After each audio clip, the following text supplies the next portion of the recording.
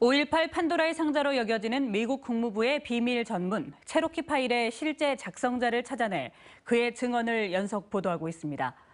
이 대목에서 이런 인물들을 만나 조사하는 일들을 5.18 진상조사위원회는 과연 할 수 없었던 것인지 묻지 않을 수 없습니다.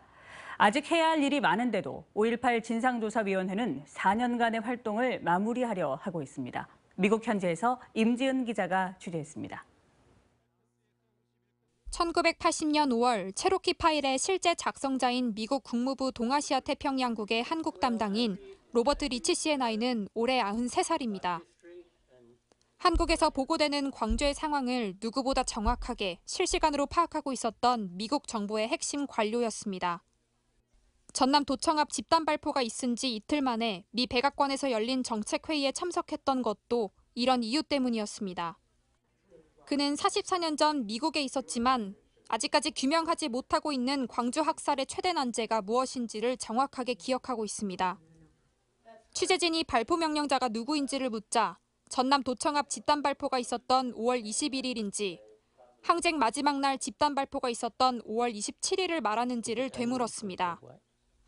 Do you have any information regarding who gave the shoot to kill order in Korea? You mean earlier or later? 5.18의 비밀을 품고 있는 인물이지만 리치 씨는 지금껏 한국의 어느 누구도 5.18과 관련해 자신을 찾아온 적이 없다고 말했습니다. 광주의 진실을 풀 수 있는 중요한 인물이지만 5.18 조사위는 이 인물이 살아있다는 사실을 인지하고 있으면서도 딱히 얻을 정보가 없을 것 같다고 단정지으며 접촉 시도조차 하지 않았습니다.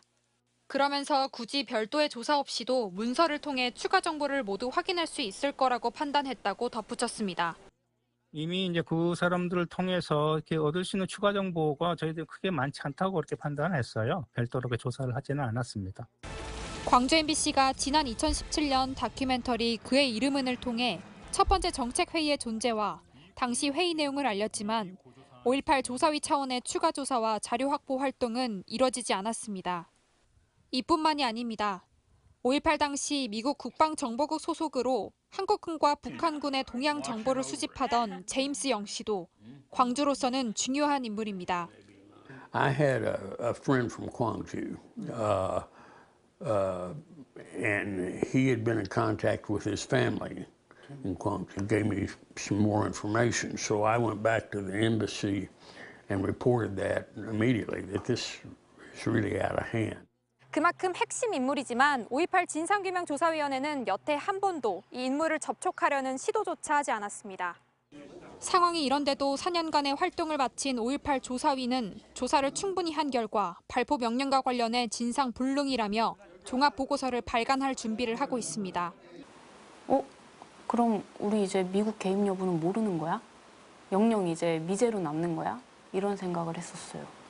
아예 직공조사 과제 목록에도 오르지 못한 과제에 대해서는 우리가 어떻게 해야 될 건가 고민을 해야 하는 시점이 이미 지났죠. 미국 내셔널 아카이브에서는 국가의 역사적으로 중요한 기록물들을 꾸준히 정리하고 보관해오고 있습니다. 여전히 공개되지 않는 광주 5.18에 대한 미국 기록물들도 무궁무진합니다. 우리가 진상규명을 멈춰서는 안 되는 이유입니다. 지금까지 미국 워싱턴에서 MBC 뉴스 임지은입니다. 언제 어디서나 내 손 안의 뉴스. 광주 MBC 뉴스 유튜브 구독으로 함께하세요.